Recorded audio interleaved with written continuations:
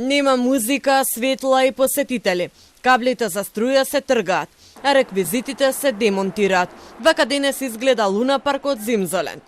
Зимзоленд не работи, нема посетители. Реквизитите се исклучени и делот до примата полека веќе се пакува. По прилозите на Телма и реакциите на граѓаните, институциите започнаа контроли на работата на овој Луна парк. Откако град Скопје потврди дека за Зимзоленд не е издадена дозвола за работа и наложи на Општина Аеродром да постапи по нивното решение.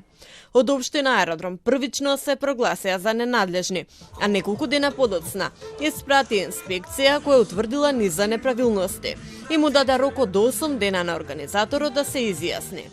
По истекот на рокот, Општина Аеродром издаде решение во рок од 3 дена, Луна паркот да се затвори и реквизитите да се отстранат, што сега се случува.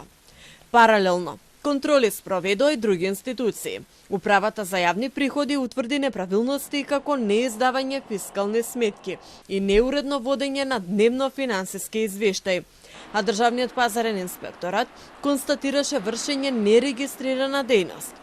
Агенцијата за храна и ветеринарство потврди дека организаторот не е регистриран како оператор со храна и не ги исполнува минималните хигиенски услови.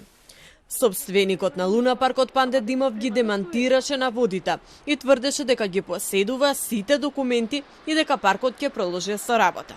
Во меѓувреме обвинителството отвори истрага поради сомнеж дека дел од институциите не постапувале согласно законските обврски.